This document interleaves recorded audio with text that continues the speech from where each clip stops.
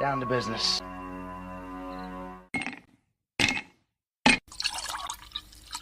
When he drinks, he thinks.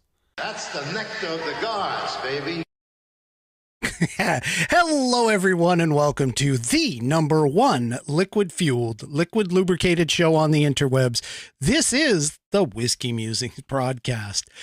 I'm chuckling because I threw myself off. I redid my countdown music to basically make it so that the Secret Agent Rock, the second piece that's a part of that, would start playing at exactly 1 minute. And the idea there, of course, is to give me like a 1 minute warning before, everything turns on. Because what I do is, when the countdown finishes, right before it swaps over to my startup, what I'll do is I will actually initiate the audio portion that streams the live audio out to Spreaker.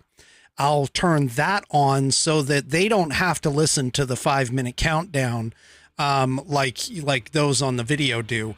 And, mainly the reason for that is because anybody that wants to do the audio portion of the program, they're really not interested in listening to 5 minutes of countdown music. I do the countdown music for the video live, but I threw myself off because of the fact that I forgot about that happening. And so when I first started the stream, I forgot that the very first 10 seconds are silence. And so I kind of panicked in the beginning because I was like, wait a minute, where's the music? And so I stopped the stream, started the stream real quick.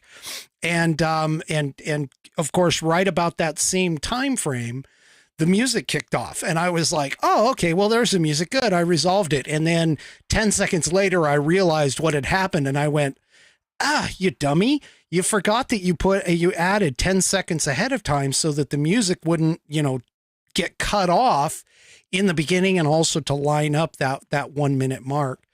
So I've kind of been chuckling about it ever since. Okay.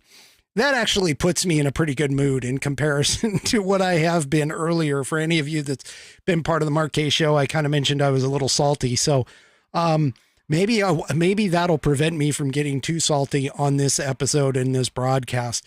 All right, coming up, I've got a lot of discussion, of course, about the events that happened on Monday morning with Trump and the raid of the FBI at Mar-a-Lago or Mal. So I've got that. And then the other thing is I've got a celebrity pet pick for tonight. So you're going to have to help me out and make absolutely certain that I do not miss that tonight, because it's a really good one. You guys have been asking for it, for at least some of you have been asking for it for a little while. And thankfully I was able to get some images and even a little video for you. So stay tuned for that. Also, you'll notice that behind me, I've decided, let me step out of the way a little bit here. So you can see obviously the Don't Tread on Me. I've decided I'm putting this up in my background because the FBI says that this means that I'm an extreme, a militant extreme. I'm not militant. Okay. Political violence just for political violence is wrong, period. Okay. But I have a Gadsden flag, not like this one, because this obviously is a mix, but I do have a Gadsden flag, which is the yellow one that's right over this shoulder. That one, I do fly that every single day that I'm not flying a ceremonial 9 foot by 5 foot or 8 foot by 5 foot flag. I'm also looking to get a hold of a Betsy Ross flag, just because I love Betsy Ross. I love the Betsy Ross flags. I really would like the one with the 76 in the center. I'll probably get one of each when I get around to it. But I am looking for that. But I'm America first. America. I'm conservative. I'm a patriot. well, you've watched the program, so enough about that. All right. So I don't have a poem for tonight, but I do have some quotes based on trust that I want to start off with. But first, let me get to my affiliate, my sponsor, whatever, and that is True Grit Roots Network. True Grit Roots Network, TGRN, champions independent artists while paying respect to the pioneers who shaped modern roots music, featuring outlaw country, blues, and rock with a unique twist of urban that is carefully selected and purposely put together. We are the radio highway that connects the back roads, highways, and city streets to your favorite dance hall, roadhouse, and juke joint.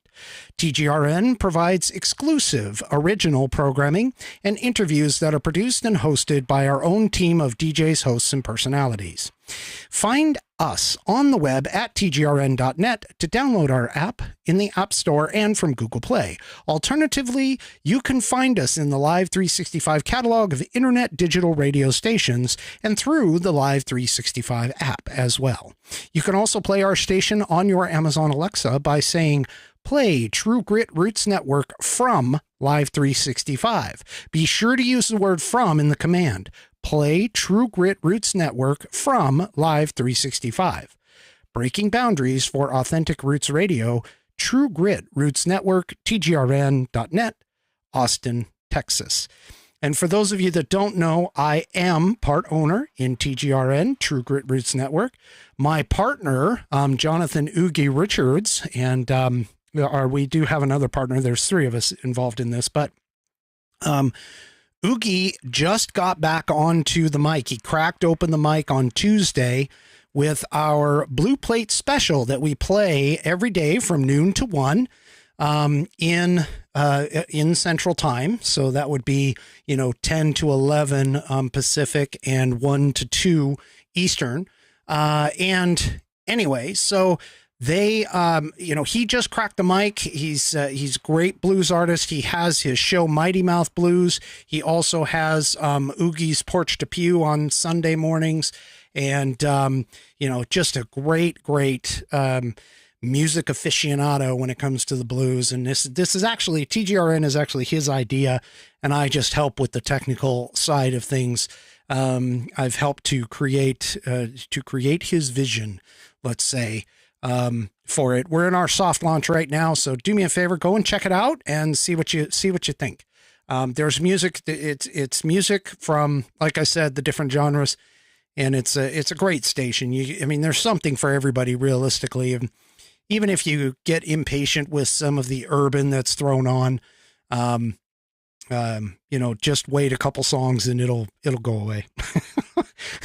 All right. So, I see in the chat that I've got a lot of things that are a lot of questions with regards to a possible interview coming up. The details are being worked out. So yes, Jay, we call him Jay Money, from the Marquez Show here in sometime in the near future. I will have Jay on to do an interview just like I did with Hannah a little while ago. He actually agreed to come on the show. And so we're going to have some questions for him and that type of thing, just to try and find out a little bit more about the guy who replaced the other guy who shall not be named. Okay. So he will be coming up in the near future. But that is not the celebrity whose pup is tonight. Anyway. All right. So tonight I want to talk a little bit about trust. And trust, we have trust. We have to have trust in our society.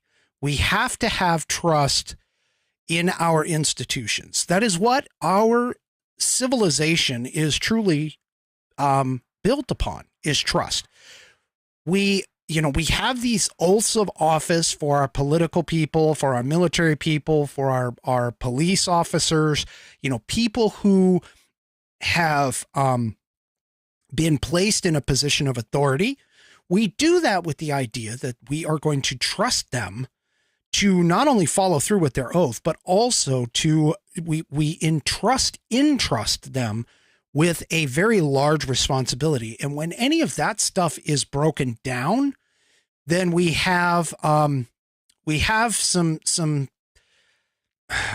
serious problems. And so this week on Monday, Trump's home at Mar-a-Lago was raided. Regardless of what the left tries to tell you, regardless of what CNN tries to tell you, it was a raid. Now, the thing about it is that trust is very, very, shall we say, easy sometimes to attain, but very hard to keep. It is also very easily destroyed. And that's what we have, especially in the FBI today. Okay. So I want to read a few quotes about trust, and just real quick to kind of open the show. And then I'll get into a little bit more of the information and some of the articles that I'm seeing. So first of all, from Warren Buffett, this quote: "It takes 20 years to build a reputation and 5 minutes to ruin it." Okay. We also have this one from Brian Tracy: "The glue that holds all relationships together, including the relationship between the leader and the led, is trust. And trust is based on integrity." We also have, let's see if I can find it here. I got a list of them here, but not everything applies. Which is this one from Abraham Lincoln: "The people, when rightly and fully trusted, will return the trust." And then we have Ronald Reagan: "Trust but verify." I love that one. That's I love a lot of Ronald Reagan's quotes, but that one in particular, that one's pretty nice too. This one here is from Jesse Lynn Stoner, who is author of the book Full Steam Ahead. Quote: "People follow leaders by choice. Without trust, at best, you get compliance." And then we have this one here. This one's by Fred Hilmer. "Leadership requires 5 ingredients: brains, energy, determination, trust, and ethics. The key challenges today are in terms of the last 2, trust and ethics." And I have to agree with that, because you know, when you have an officer of the law and they take that oath, and when you, especially when you swear out a warrant on something, that is very, very important that the person, especially the judge, actually trusts the law enforcement officer to essentially do what their job is, and also to make sure that they protect the constitutional rights of the individuals involved. And what we've seen here is that we've seen here in the last probably 5 years, or even a little bit farther than that, we've seen certain governmental entities that have been essentially weaponized against a certain subset of the American population. And in particular, we have the FBI and we have the IRS that have both been hit recently within the last 10 years of things that, causes a lot of the American public to not trust in what's going on. And I just realized by placing my hand on this bottle, I didn't tell you what I'm drinking tonight. Tonight, I am drinking the Redbreast 12, and it is actually empty. I don't think you can see that, but it is actually empty because I just took the last shot and put it into my America shot glass for tonight's show.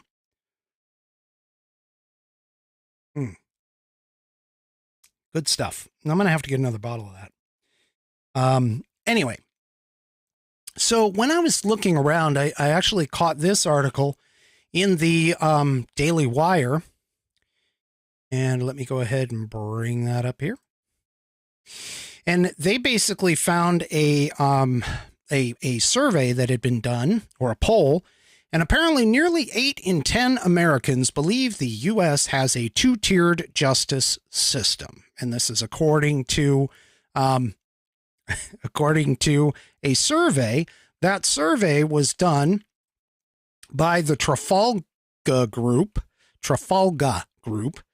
And this right here, this is one page out of that, and it basically is an overall look at what the respondents. Now, there was about 1,000 respondents, a little over 1,000 respondents.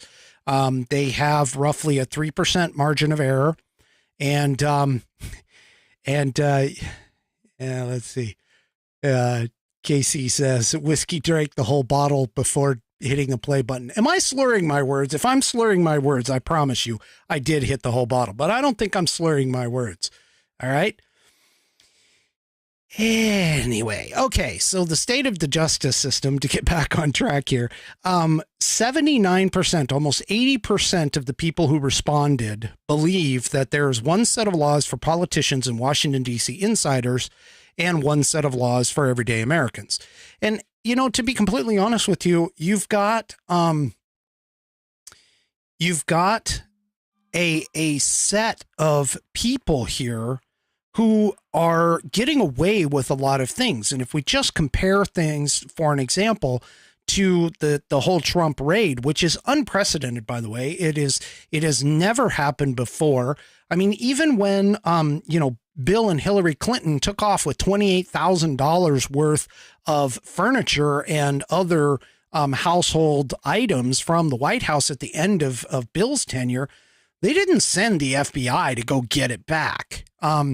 And the thing about it is that even if Trump did have classified documents, the FBI was out at Mar-a-Lago back in February and had returned in June, and they were talking back and forth through lawyers to get some of those documents back to the National Archives.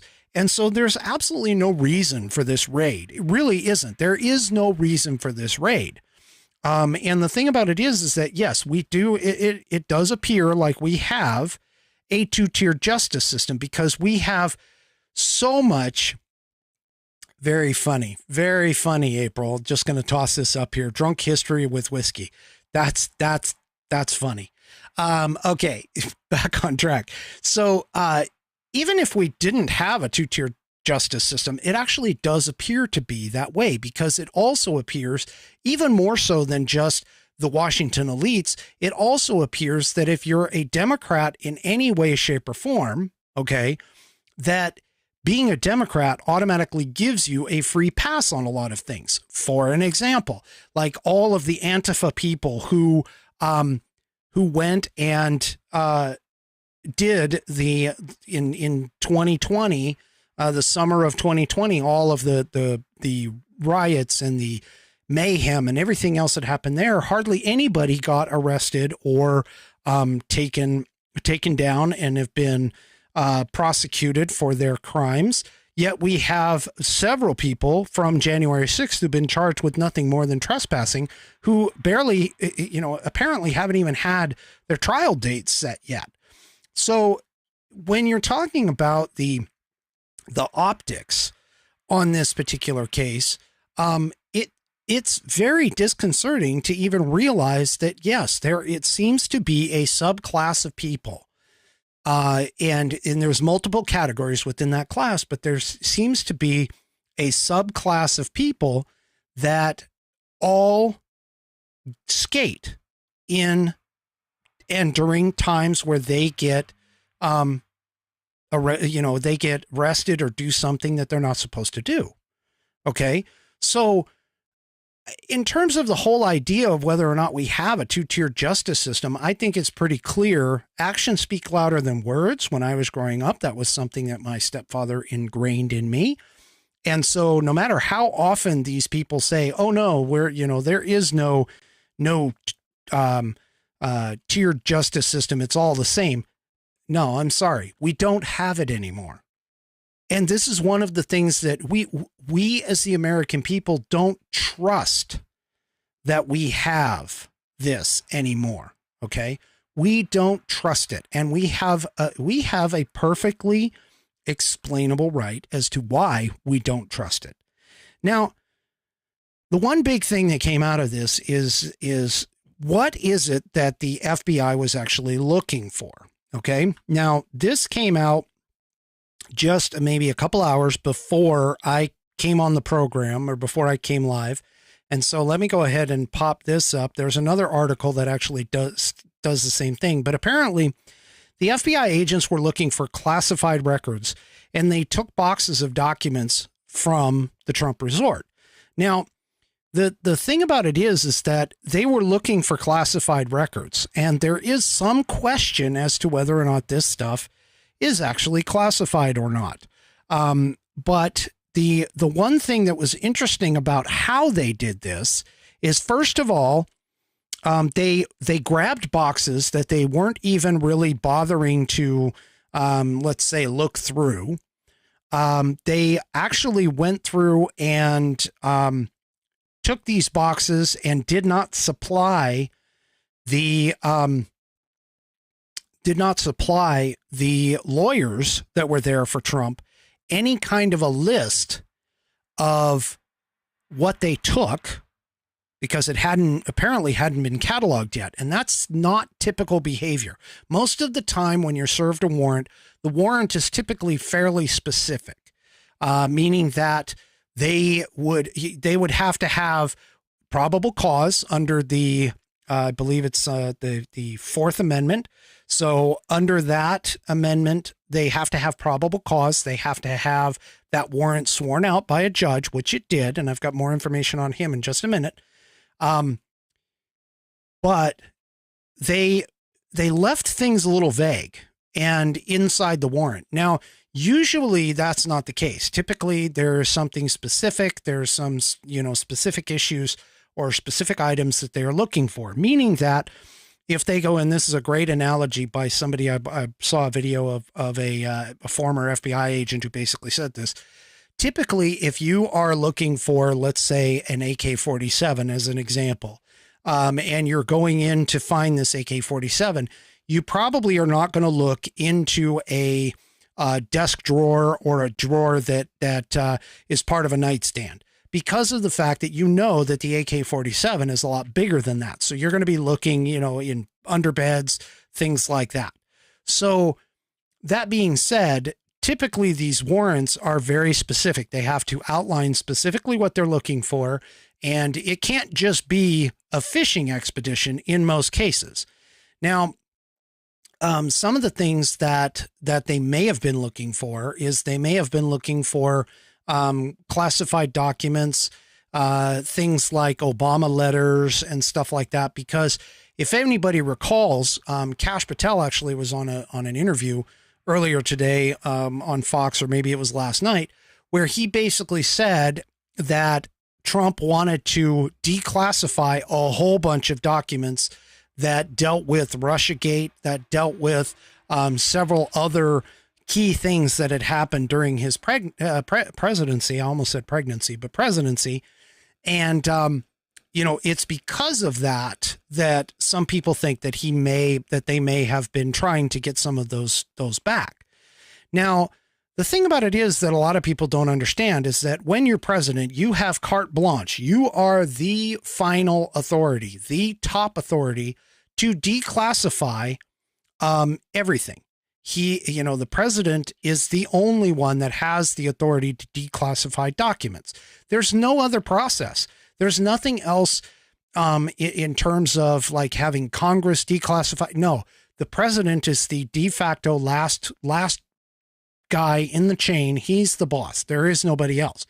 And so if they grab these documents and they find out that these documents that were seized were actually already declassified, that kind of destroys the whole FBI's case. Okay. So that's where this article comes in. And I haven't had this 100% verified by somebody else, but this one came from PJ Media, where it talks about that the classified docs that the FBI sought in the Trump raid were already declassified. Now, just to be clear here, this article makes some claims that I haven't been able to verify. It's also, the warrant itself has been sealed. More on that in a second, but the warrant itself was sealed. And so nobody really knows what was actually on the warrant. In fact, back on this article, Trump's Christina Bobb, his personal lawyer, apparently stated that the agents initially resisted showing the warrant, but ultimately did. The agents would not allow any representatives of the former president to oversee the search. And the justification also remains under seal. So the probable cause has remained under seal as well. And so,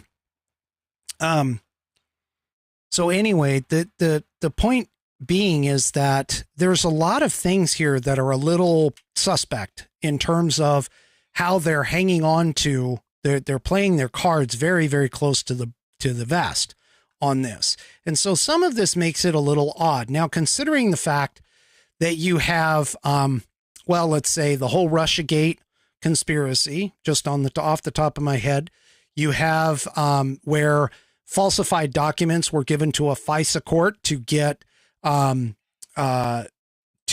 a warrant to essentially tap the then candidate Trump's lines and also the Oval Office. That's a bit of a problem. The fact that you have Governor Gretchen Whitmer's attempted kidnapping, where two guys got charged with the planning the attempted kidnapping, and that actually turned out to be a FBI sting operation. And the initial, or they went to court and they actually got the charges thrown out and the case dismissed because of the fact that it was a case of entrapment. That same agent who was in charge of that office got moved to the DC area, where a lot of these FBI agents were pulled from to go do this raid on Mar-a-Lago. There is a lot of suspicious activity, And then, of course, the whole sweeping Hunter Biden's laptop under the rug, calling it Russian disinformation, which we now know was actually false. That coming from not only the FBI, but also other intelligence services and other agencies. So, I'm telling you, there's just a lot of things that are questionable here. If it were me and I was the FBI people, I would have tried to stay away from this as much as possible and allowed just the subpoenas and the typical process that you would go through in order to obtain or reobtain those classified documents to just go through its course. But no, whoever's in charge of the FBI, probably Merrick Garland, but whoever's in charge of the FBI has decided that they essentially wanted to go and get this. Now, typically when you're doing a warrant, you have to have some type of specific information in order to do probable cause. I mean, the FBI or any legal agency just can't sit here and say, you know what? We think you have the documents. We know that, our assumption is that it's somewhere within the house. Any judge worth his or her salt will not sign off on that, because that does not break the barrier and breach the level for probable cause. Just like, if somebody asks to search your car, you have the right to say no. And if they don't have probable cause, and by the way, they can't necessarily use your refusal as probable cause, but at that point, like on a traffic stop, if they say, hey, we're going to get the canines, and the canine alerts on something in your car, then they have probable cause in order to search. So, starting all of this stuff, it's just really interesting that they chose to raid and they actually got this warrant. And so there's some question as to how. Well, this article came out, and this one's from the Washington Examiner. And this article came out from a retired agent. He believes, or he or she believes, that there is a possibility that it was an informant on the inside that essentially sparked this search, and that they received information from this informant to essentially give them probable cause. And the thing about it is that, obviously Trump has some really nasty people who are out to get him. And the question that I always have to ask is why? Why do they have, what does he have on these people that is causing them in such angst to the point that they want to keep chasing after this man? I had a conversation right before coming on the air with a friend of mine, and he and I were talking about this. And the one thing that I don't understand is that what they have done by essentially keeping him in the spotlight, keep talking about Trump, keep trying to go get him after he had already left office, they are essentially giving him the attention that he wouldn't normally have gotten had they just ignored him. And honestly, if they had just ignored him and ignored his rallies and ignored all of the stuff that he's talking about, and all of the stuff that he's talking about and dealing with, he probably would have just faded off. I mean, and especially if they had offered up another person, if the Republican Party had offered up another person. But instead, what they have done with all of this, with everything, the January 6th committee, all of these things, they have been going after the man after he left office. And if they would have just left him alone and let him just kind of do his thing, honestly, he probably would have stepped it in anyway. Not a lot of people, even myself included, I'm not all that thrilled about the man's personal life. There are things about him that are not desirable in what I would consider to be a national representation of a president. However, that being said, he does have several redeeming qualities that would allow him to be the bull that he is, the bull in the china shop that he is. And it's those kinds of qualities that a lot of people think that are really what is needed. For an example, he literally did not apologize, and in fact would double down whenever the left would complain about stuff that he was talking about. And it would drive, it still does, drives the left nuts. Now, if they would have backed off and not given him that kind of attention, he probably would have faded out for the most part into obscurity and not been the figure that he is. But in continuing to go after him in this way, and to continually bring him up to the forefront, they have essentially enabled him to be able to actually run. And in my particular opinion, if anyone was thinking of trying to primary Trump after this, just don't even put your paperwork in. Don't even bother. In fact, I would say after this event, and the subsequent information that's going to come out about this, because honestly, if they actually find something that is so much of a game changer, the chances are very slim that they're going to, because they haven't been able to come up with something yet. However, if they actually find something, then that might change things for 2024. But as of right now, and especially if they don't find anything like some big, huge, earth-shattering revelation, then nobody should even try to run against him. Just give him the nomination. Let him do what he's going to do, be the bull in the china shop, be the lion, and just go do what he's going to do. He wins in 2024. Let him finish out his 4 years. And then you can just let him go into obscurity like you should have done if you really did not want him to get in front of the people. Because this whole thing, honestly, right now, they have nothing on him. I mean, seriously, they have nothing on him. And in fact, some of the places that they searched Melania's wardrobe, according to some reports. They've grabbed another partner or friend of his, Representative Scott Perry. They've attacked him and taken his personal cell phone a day after the raid. And so all of these kinds of things, all of these actions are basically just literally hanging yourself. Okay. They are literally hanging themselves on this. And again, if they just let things go, he could he could just be Trump and eventually step in it, honestly. On his own, if that's what you're really, really looking to do. Now, I'm not saying that. I think he's a great president. I do have problems with his personal life, but that's beside the point. I do think he's the best candidate that we have that is willing to run right now. I use that qualification because I actually believe that Ron DeSantis would make a better candidate, but he's not running in 2024.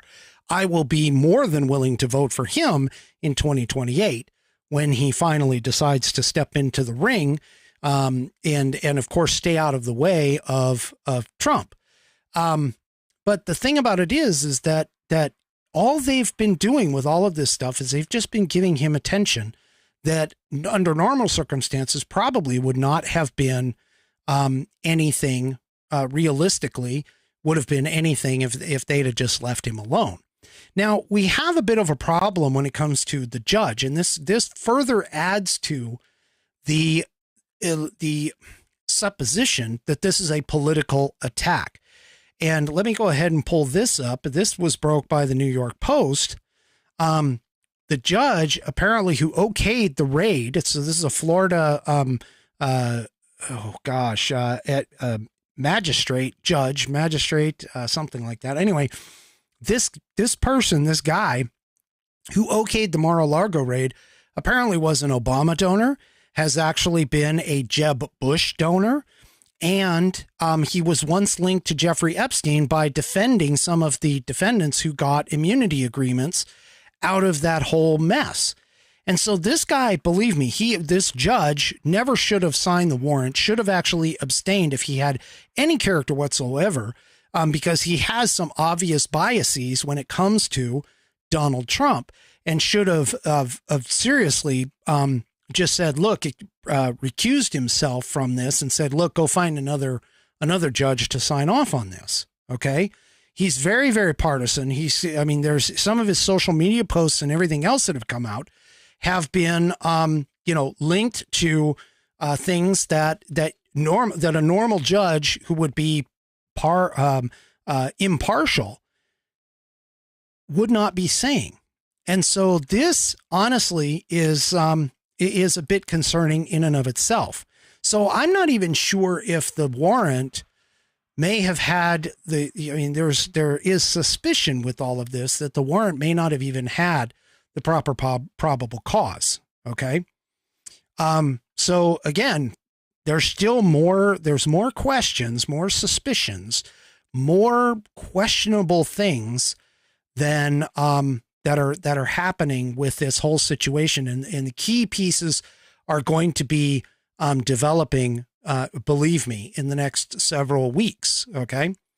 Now, before I continue on, let me go ahead and let me make sure I'm on the right one. Please check your mailbox. A new message has arrived. All right. I'm going to take a break and we're going to get to the celebrity special guest pet of the week. Go ahead and bring this up. And everybody talks about Hannah and her supposedly kicking dogs. Well, guess what? Tonight we have Cunningham. Cunningham is literally described by Hannah, by our own Hannah Guile, as a mutt. It's kind of like every other, many Americans like moi, who are basically made up of a lot of different other dogs. I believe she mentioned some of the breeds, but honestly, I can't remember all of them. But just to prove, because obviously you might think that I would put up a picture of just anyone's dog and claim it was Hannah's. Well, guess what? I've got something here. Hannah's husband, Casey, of course, is camera shy. She has stated that on Facebook, but I have a partial of Casey with Cunningham. Okay. And apparently Cunningham is getting a drink out of a paper cup. I don't know, maybe they stopped by a coffee shop and got a what they call a puppuccino up in these neck of the woods by putting a little whipped cream in the cup. I get that for my dog whenever I go through some of the coffee window stands. But to prove it 100% without question, there we go. There she is. Granted, I don't know if I would necessarily make that face, but she's making a face. I mean, seriously, there she is. That is our Hannah Guile with KC. With Cunningham. I said Casey. She's with Casey also, but this is Cunningham. Their pup, their dog. One other thing that I do have also is Hannah sent me a very small, short little movie of Cunningham being very happy. And so there you go. He is obviously a happy pup. And I would hazard a guess that he probably does not, contrary to popular belief, does not get kicked at all. Okay. So there you go. See, he's like, ears up. I'm all happy, wagging my tail. And there you go. So that is this week's celebrity pet. This is this week's pet of the week, but that's the celebrity pet of the week that I teased.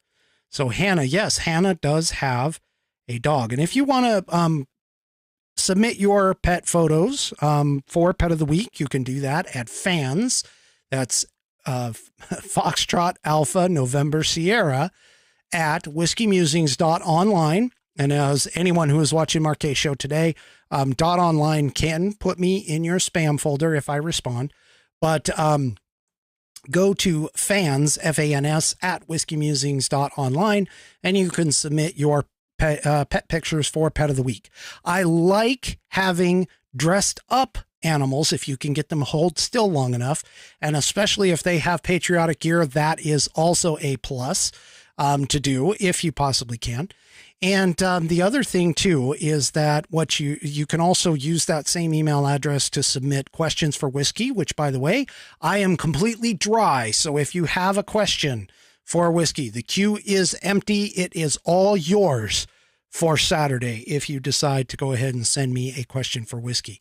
Once again, that's fans, F-A-N-S, at whiskeymusings.online. I do have a link in the description of the video in my video outlet locations for you to go ahead and grab that. Okay, so that was Hannah and Cunningham. Great looking little pupper. You know, sometimes I think mutts are the best. I've actually had both mutts and purebreds, but mutts are sometimes the best. But anyway, all right, so why would the Democrats, and especially why would the DOJ decide to raid Donald Trump and his residence for something that seems relatively minor in terms of the case of the classified documents at a personal residence? I mean, there was an article that came out about a former CIA officer who basically said, and I paraphrase, that this was basically no big deal, that he himself had classified documents at his residence, and this is literally not that big of a deal. So why would they want to do this? Well, if you think of all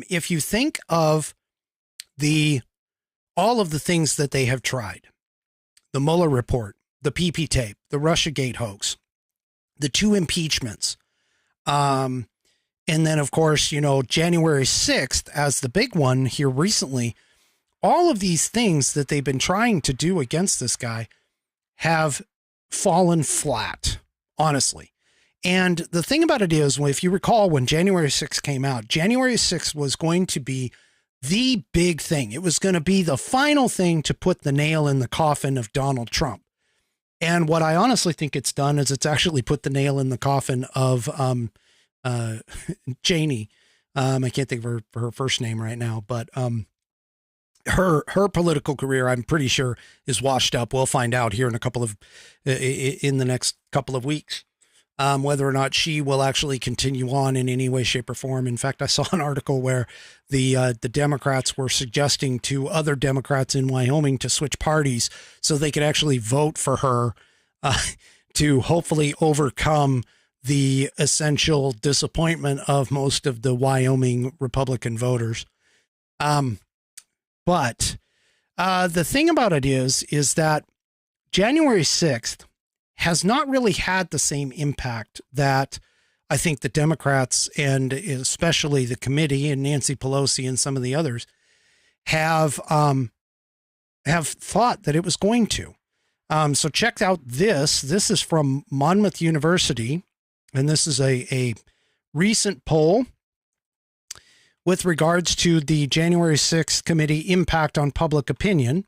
And let me go ahead and blow this up a little bit so that you guys can see it as soon as I can find the proper thing here. So I'm going to blow this up a little bit here. And if we look at this, so this is a impact on public opinion. And if you look at this is before and after the hearings. So before the hearings, 65% of the people polled called January 6th a riot. And afterward, 64%. So it actually lowered afterward. January 6th was an insurrection. So this one, 50% thought it was before, and 52% think it is afterward. That January 6th was a legitimate protest, 34% said yes. Afterward, only 35% yes.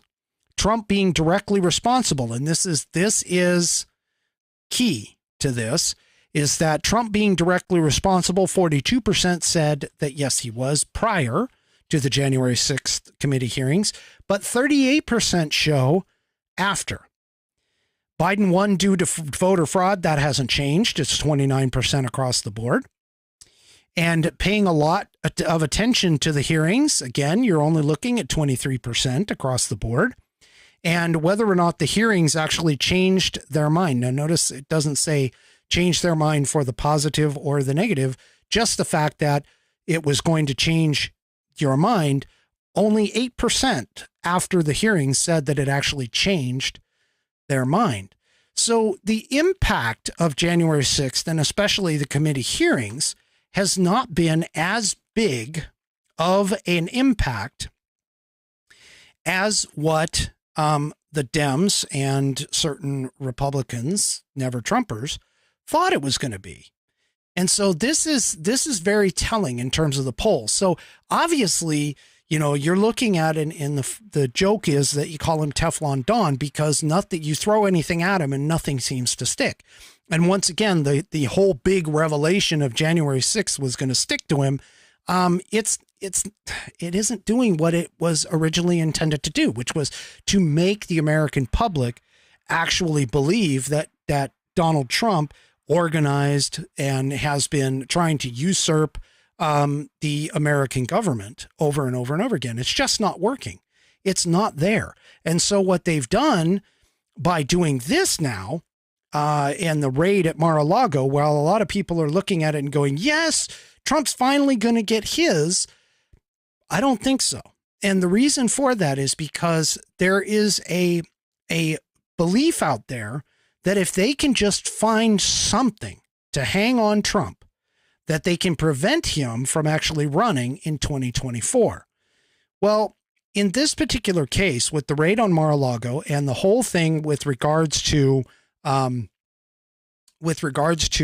his mishandling of classified documents, they obviously have not looked into history to understand what this is going to do, because of the fact that it's been tried before. The whole idea of mishandling classified documents to prevent somebody from running has been tried before. And who did they try it on? Well, they tried it on Hillary Clinton. So check this out. So the particular law that deals with mishandling of classified documents is 18 USC subsection 2701. And there have been articles and things running around saying that, hey, if we can get this on him, we can disqualify him from running for president. And this article came out by Josh Blackman, and it goes and talks a little bit about this whole situation. But it was tried back in 2015 because there was some suggestion that due to the fact that Hillary Clinton had mishandled classified documents in the case of her email server, as an example, her unsecured email server, and talking about and passing classified documents through it, which the FBI did confirm was compromised by a foreign agency. Let's just go ahead and throw that out there. Okay. That didn't disqualify her from being able to run for the presidency in 2016. And so the thing about it is, and a lot of people are like looking at this and they're saying, well, wait a minute, how does that work? How does that work? Well, if you read this article, and I've got the link, if you read this article, the Josh Blackman actually does a good job in explaining why that isn't the case. And in particular, it's two Supreme Court cases that apply to this indirectly. Then the major one being the U.S. term limits versus Thornton, which was litigated in 1995. And in this particular case, what they essentially came out with as far as the majority opinion was that states cannot oppose restrictions such as term limits on representatives in the federal government beyond those provided by the Constitution. In other words, the Supreme Court has already essentially said that the Constitution, being the law of the land, supersedes anything, any other statute, any other law, anything else to it.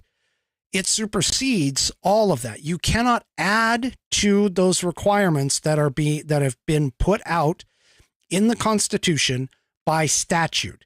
You have to, and in no uncertain circumstances, you have to change it by an amendment. Now, this particular case was directly involved with the idea of trying to put term limits on senators and U.S. House of Representatives, so senators and representatives. But the fact of the matter is that this actually applies to not only senators and representatives, but also the president at the same time, because the three of them are actually tied together in the Constitution itself in terms of qualifying their ability to serve. Now, the other Supreme Court case that is out there is Powell versus McCormick, which was litigated in 1969. And this one basically says that an individual who meets the constitutional requirements for being a member of the House of Representatives may not be denied a seat thereupon being properly elected.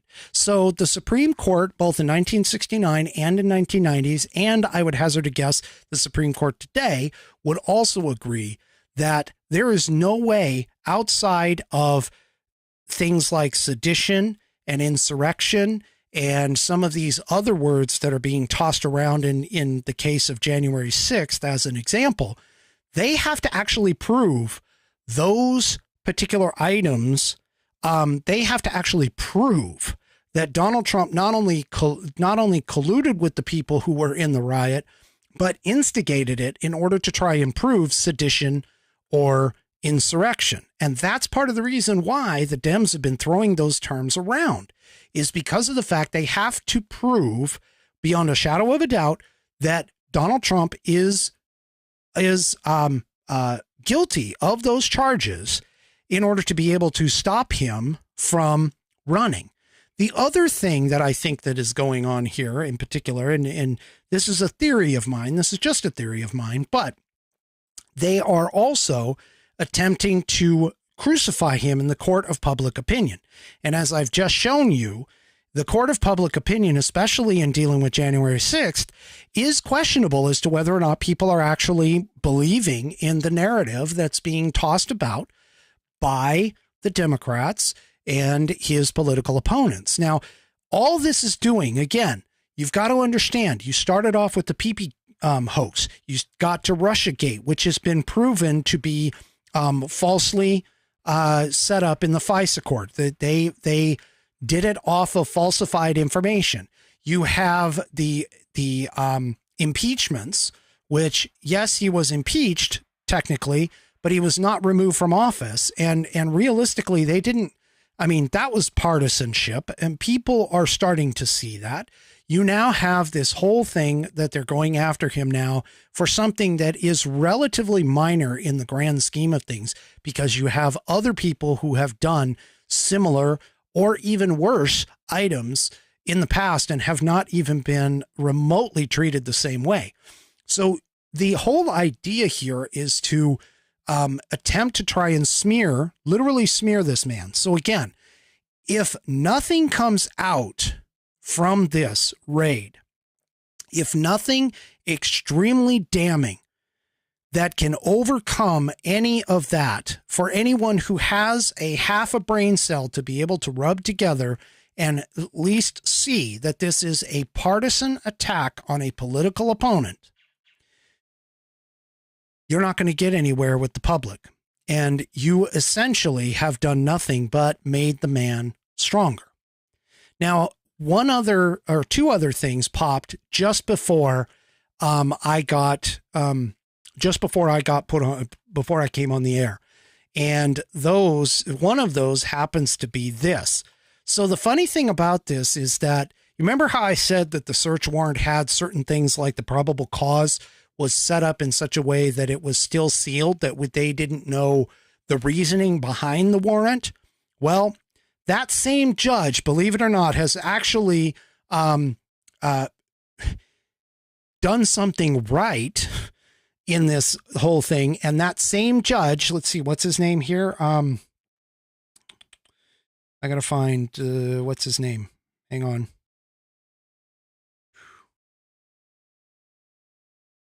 So Reinhardt, okay. Reinhardt has already ordered the Department of Justice to respond to the requests to unseal the FBI's Trump warrant. Now, those requests came from Judicial Watch and the Albany Times Union newspaper, and they filed a motion in order to unseal the probable cause in particular, but unseal the warrant to see what it was that the FBI, what prompted the FBI to do this, and what reason did they give that they had the ability to do this, and then also potentially what was taken away from this.